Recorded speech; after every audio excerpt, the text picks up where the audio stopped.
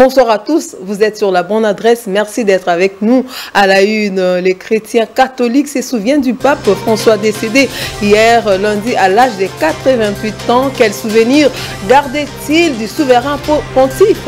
Nos reporters ont promené leur micro dans certaines églises catholiques à suivre dans ces journaux.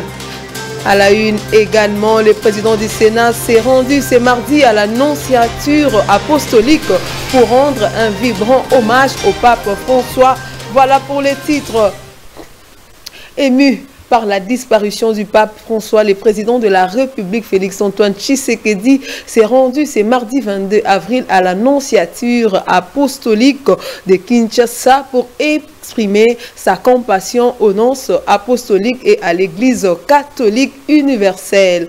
Accueilli par Monseigneur Mitja Lexkovar, le chef de l'État a dans son registre témoigné en quelques mots son amour et attachement à l'endroit de la sainteté, le pape François, tout en souvenant de son passage historique en RDC en février dernier.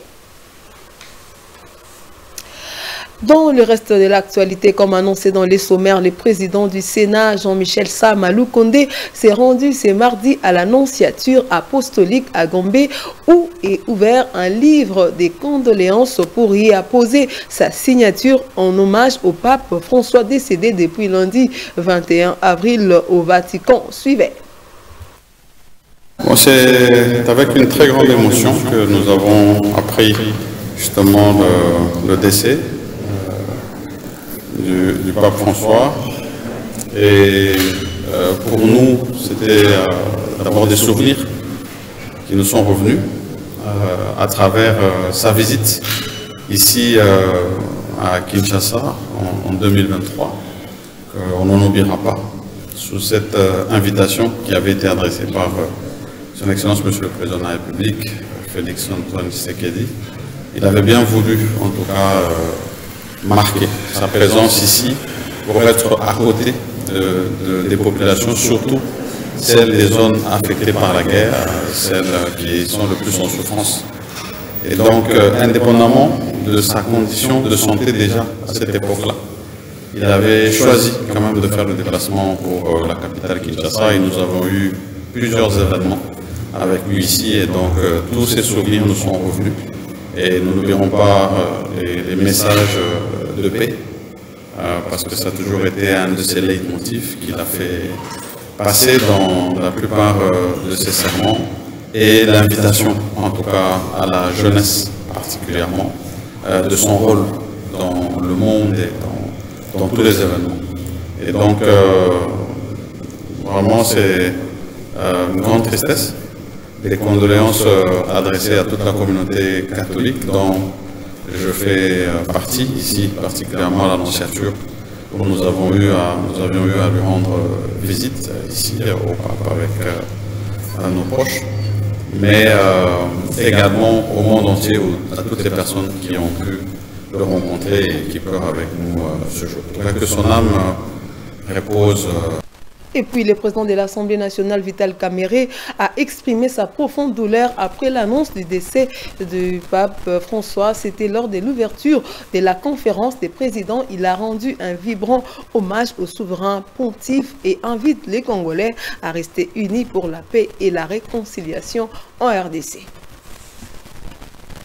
En ouverture des travaux de cette conférence des présidents, le speaker de la Chambre basse du Parlement, le professeur Vital Kamerhe, a invité l'assistance à observer une minute de silence en mémoire du pape François décédé ce lundi 21 avril 2025 avant d'adresser un message de compassion à l'endroit de tous les chrétiens du monde. C'est avec beaucoup de douleur que nous avons appris cette nouvelle, non seulement en tant que chrétien catholique, mais en tant qu'homme tout court. Pour nous, c'est un homme de foi, un homme de paix, un homme d'humanité, un homme d'amour, un homme qui a toujours suscité en nous, au peuple de Dieu, beaucoup d'espoir. Et ça intervient c'est le lundi pascal, la fête de la résurrection. Pour nous, nous pensons que le pape, sur le plan charnel, est mort, mais il va vivre dans la félicité du Christ et va continuer à intercéder pour nous auprès du Père. C'est un papa qui allait partout. Il y avait la guerre, a été au Caire, en Égypte. Il a été ici chez nous, en République démocratique du Congo. Ce que j'ai noté aussi, c'est que dans toutes ces prières, il cessait de prier pour la paix en République démocratique du Congo. Un homme de foi, un homme d'espoir, un modèle pour nous tous. Devant les obstacles, il ne recule pas. Nous devons aussi avoir cette détermination et dire à notre peuple, à l'image du pape François qui vient de nous quitter, charnellement je dis, mais qui reste avec nous. Nous devons continuer à nous mettre ensemble pour que la paix revienne dans notre pays. Je vous ai dit, quelle que soit la durée de la guerre, c'est la paix qui va gagner. Qu'elle a de notre bienheureux pape François repose en paix. À l'issue de cette rencontre, la conférence des présidents a annoncé la tenue d'une plénière ce mardi 22 avril 2025 à 11h. Parmi les points inscrits à l'ordre du jour figure la proposition de loi portant création de l'ordre des héros nationaux ainsi que la présentation du rapport de la Commission Défense et Sécurité. Et quel souvenir le chrétien catholique gardait du souverain pontife? Nos reporters ont promené leur micro dans certaines églises catholiques. Beaucoup gardent un bon souvenir de son humilité et de son séjour à Kinshasa où il a prié notamment pour le rétablissement de la paix dans l'est de la RDC. Suivez.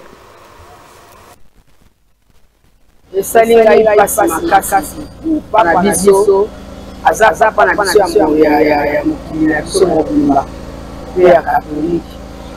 Na seminaire ayaki azalaki na seminaire nazaka na seminaire. So na moni kaka photo na ye na sepela kaka. Leo na yoki yango na tongo awa na batongo leo babeti ngonga. Balubi ko papa kufi. Esainga pasi na kota na kelemba mo l'église. Na kina na fukani na samili.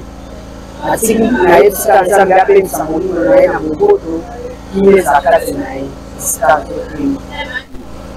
Elelaki biso esengo pe tokote tozapela na kimia koyoka sango ya liwa première mesalaka motu kaka pasi surtout motu ya niveau lokola niveau na ye antuka epesaki biso pasi mingi mpo azaka ata ya milimo ya bato ebele antuka epesaki pasi koya na ye na Congo toyebaki ememelaki biso na likambo ya liboso ya likambo ya esengo mpona koya ya papa ya milimo ya bato ebele antuka koya na ye na Congo epesaki biso esengo mpo toyebaki ndenge ye awa aza koya mpo aluka kimia na kati ya mboka na biso oyo ezalaki na mwa bokambo ezalaki na kati ya mboka. Premièrement, naza na catholique te mais esali tellement passe pour toza bafamille catholique malheureusement biso tokenga na bina catholique mais esali premièrement passe pour pape aza moko ya bajete na monde entier aza grand pilier ya monde entier donc l'essai na vraiment etouché biso nyonso makasi vraiment koleka lisusu capable na RDC précisément dans la ville professeur Kinshasa pour na premièrement eyaki biso sécurité pour sécurité et ça qui peut changer leur infrastructure échangeaki donc ville ekomaki un peu propre donc en plus ezalaki arrivé moko vraiment il y a historique pour na mboka na biso Congo donc arrivé à pas vraiment eyaki makambo ebele même na mboka na biso qui ekotaki donc ma bénédiction père pourquoi pas ma bénédiction parce que lui c'est qui est son prophète en partie des prophètes donc serviteur na territoire ici à la serviteur aza béni na lipamboli donc comme aza serviteur ayaki biso pe lipamboli pour na mboka na biso ndani na yoki passe makasi avant yawa azalaki na ndeko ya liboso me eumele pa azalaki na difficulté ya malade asali fo aye sepela nde aye me na liwa na ye epesi biso pasi makasi toleke nango kwa na ndenge ayaki tosepelaki nga ndenge azomi ndenge tokufa epesi biso pasi makasi na mesi nde asuka asalaki lobi epesi biso pasi makasi makasi kwa na biso. Bras de fer ou respect de la procédure entre l'Assemblée nationale et la Cour constitutionnelle sur l'affaire des prétendus détournements des fonds destinés à la réalisation du parc agricole des Bukangalonzo. Chacune de deux institutions veuille imposer son pouvoir pour déterminer la poursuite de cette affaire. Récit de Abi Aloum.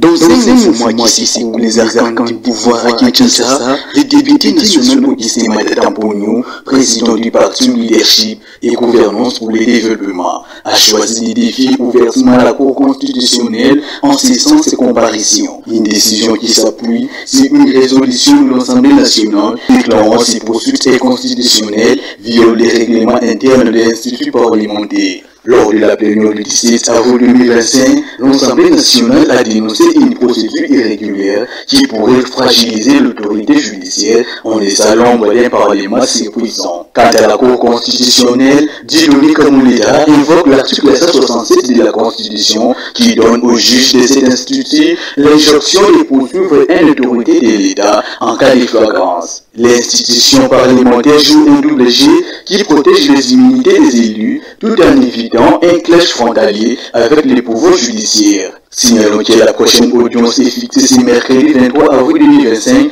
l'absence annoncée de Madatampogno plongeait les processus judiciaires de l'incertitude. Ce bras de fer institutionnel soulève des questions cruciales sur l'équilibre des pouvoirs en République démocratique du Congo.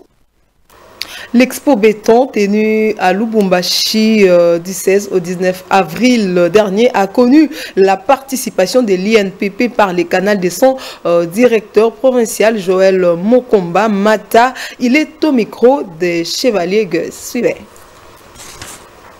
Parler brièvement de l'INPP, de ce que fait l'INPP. Là aussi, pour moi, l'INPP accompagne les entreprises dans le développement de compétences en des offres de formation à la fois qualifiantes. Là aussi, contribue le renforcement des capacités, les renseillages, les perfectionnements de l'adaptation des travailleurs au niveau des entreprises. Si on peut commencer dans la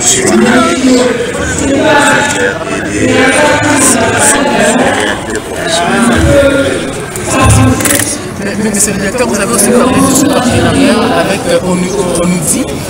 De quoi s'agit-il exactement? L'ONUDI, c'est l'Organisation des Nations Unies pour le développement industriel. Nous mettons en place un projet qui est financé par la coopération suédoise et les entreprises suédoises, dont Volvo et Epiroc, qui veut appuyer l'offre de l'INPP en un métier supplémentaire, qui est le métier de technicien des engins lourds et véhicules commerciaux. Vous savez bien qu'il n'existe pas formellement au pays une structure qui forme les mécaniciens, les engins lourds et les véhicules commerciaux. La plupart l'ont appris sur l'État. Et c'est comme ça que la plupart de nos entreprises, à la fois minières et les entreprises de transport, de la logistique, importent la main-d'œuvre, que ce soit des Sud-Africains ou des Indo-Pakistanais qui évoluent dans ce secteur. C'est comme ça que ce projet vient répondre en partant d'une enquête qui avait été menée en 2001, qui a effectivement montré cette réalité. Il y a des opportunités d'emploi, mais il n'y a pas de profil qui sort de structures de formation à même et pouvoir bénéficier de ces emplois. Et donc nous avons effectivement lancé également ce projet, le projet PAFEC, projet d'appui à la formation et emploi qualifié, qui va permettre de mettre à la disposition des entreprises des techniciens qualifiés dans le secteur des engins lourds et véhicules commerciaux. Prenons cette information sportive à quelques heures de la rencontre qui va opposer les Aigles du Congo et l'ASV Club ce mercredi 23 avril 2025 pour le compte de la première journée du play-off au stade des Martyrs. Les deux entraîneurs se sont présentés aux conférences de presse. Suivez. Pourquoi pas, mais pour autant que l'objectif a été atteint, parce que je rappelle que pour la première phase, parce que vous disiez premier ou sixième, c'est exactement la même chose. Vous êtes qualifié pour le play-off. On a rappelé qu'on peut toujours des débats sur le fait qu'une équipe comme Vital, son statut, aurait peut-être remporter certains matchs. Mais encore une fois, on a fait le maximum pour être qualifié. La première partie de l'objectif était atteint, c'est l'essentiel.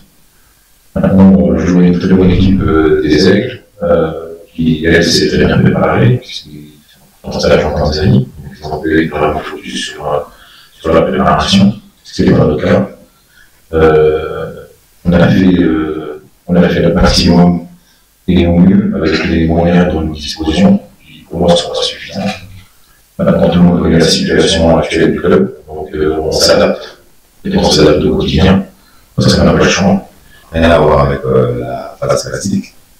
Voilà, donc tout le monde qui s'est qualifié a eu le temps d'examiner ce qui a été, ce qui n'a pas été.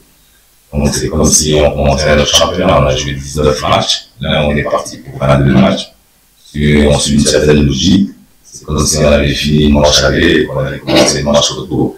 Et maintenant la différence c'est qu'on va rencontrer des équipes qu'on n'a pas rencontrées il y a quelques mois et on va rencontrer des équipes qu'on a déjà rencontrées. Alors comment on va aborder ce match? On a eu le temps de se reposer depuis les gamins, ils sont partis en stage. On a eu le temps de discuter, de voir ce qu'on pouvait faire, de voir ce qu'on n'avait pas fait et de voir ce qu'on peut encore améliorer.